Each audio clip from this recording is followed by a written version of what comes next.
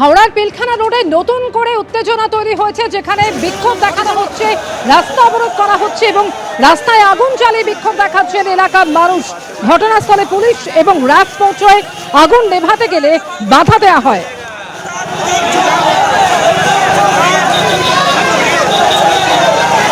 গোলাবাড়ি থানার পিলখানা রোডে shoot out, আর সেই ঘটনার পর এখনো পর্যন্ত অভিযুক্ত না ধরা, সেই কারণে নতুন করে উত্তেজনা তৈরি হলো। স্থানীয় মানুষ, এলাকার মানুষ, তারা যেটা অভিযোগ করছেন যে অবিলম্বে দোষীদের বিরুদ্ধে ব্যবস্থা নিতে হবে। দফায় দফায় উত্তেজনা তৈরি হচ্ছে পিলখানা রোডে, যেখানে নতুন করে অশান্তির আগুন। এর আগেও বিক্ষোভ দেখিয়েছিলেন এলাকার মানুষ এই পিলখানা রোডে, এবং নতুন করে সেখানে উত্তেজনা তৈরি হলো, যেখানে রাস্তায় আগুন জ্বালিয়ে তারা বিক্ষোভ দেখাচ্ছেন।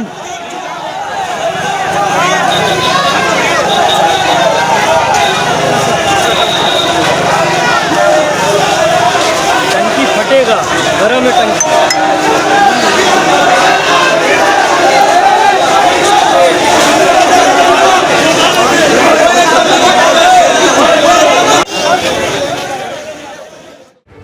এসআইআর নিয়ে ফের কমিশনকে আক্রমণ শানিয়েছেন মুখ্যমন্ত্রী ভবানীপুরের একটি অনুষ্ঠানের মঞ্চ থেকে। অনেকের ভোটাধিকার বাদ গিয়েছে, আমি দুঃখিত। প্রথমে 58 লাখ নাম বাদ দিয়েছে তালিকা থেকে, লুকিয়ে লুকিয়ে অনেক লোকের নাম বাদ দিয়েছে। কে হিন্দু কে মুসলিম আমি দেখি না, যার নামই বাদ দিক আমি তার প্রতিবাদ করবই। কি বললেন মুখ্যমন্ত্রী, দেখুন।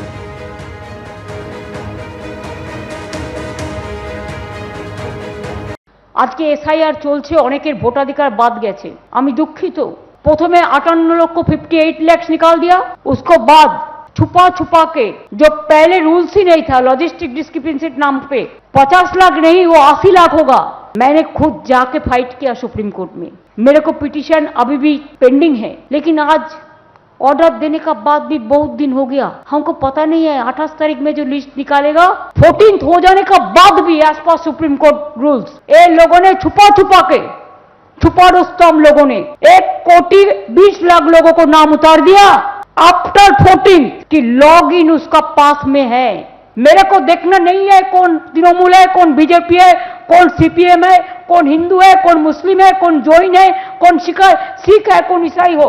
मेरे को देखना है कि लोकतंत्र बर्बाद ना हो और जनता का अधिकार प्रतिष्ठित रहे।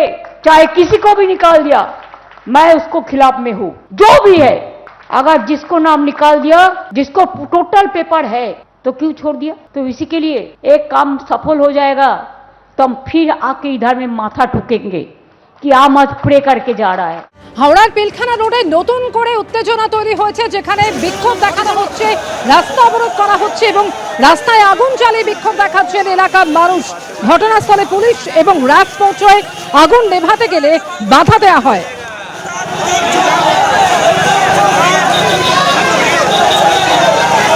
গোলাবাড়ি থানার পিলখানা রোডে শুট আউট, আর সেই ঘটনার পর এখনো পর্যন্ত অভিযুক্ত না ধরা, সেই কারণে নতুন করে উত্তেজনা তৈরি হলো। স্থানীয় মানুষ, এলাকার মানুষ, তারা যেটা অভিযোগ করছেন যে অবিলম্বে দোষীদের বিরুদ্ধে ব্যবস্থা নিতে হবে।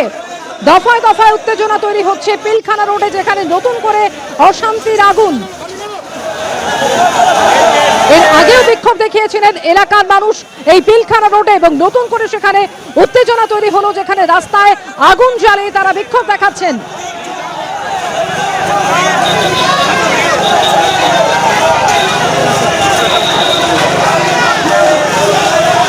टंकी फटेगा, गरम है टंकी।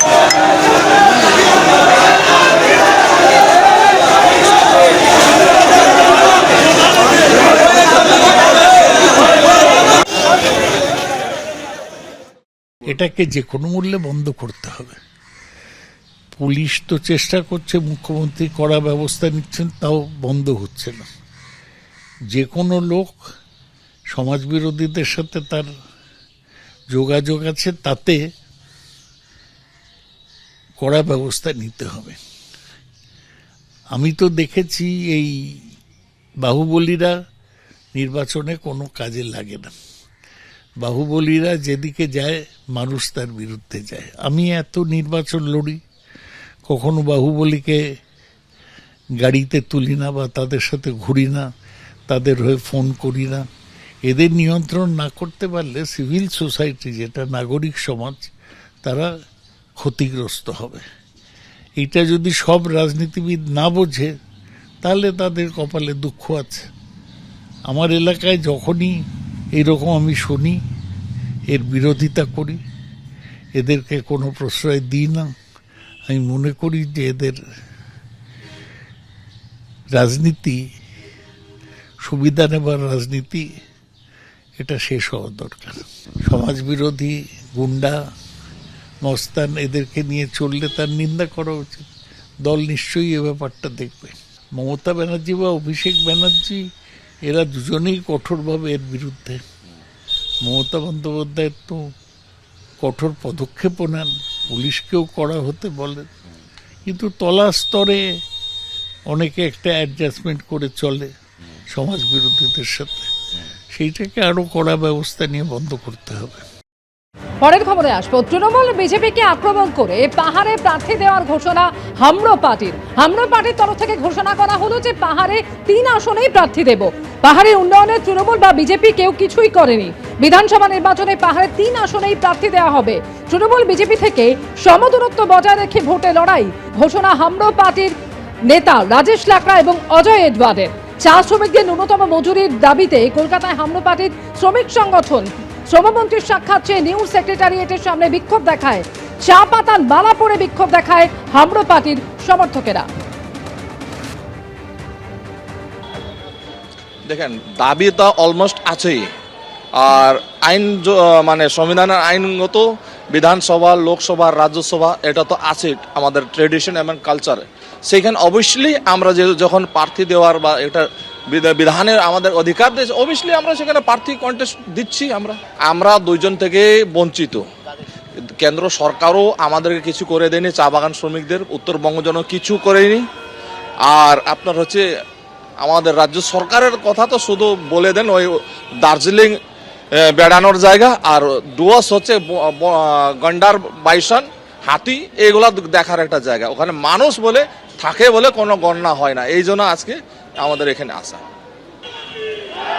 220 रुपया का जीवन, Darjeeling the most expensive tea in the world, लेकिन labourers the most exploited, slavery for generations, कुल्ली, बापी कुल्ली, बेटा भी कुल्ली, एंड सो ये स्लेवरी से हम लोग मुक्त होना चाहिए। 220 फॉर अ फैमिली, माने no government can defend it, it goes against the constitution. So we are here to ask for justice for our people. ABP Ananda एगिए थाके, एगिए राखे।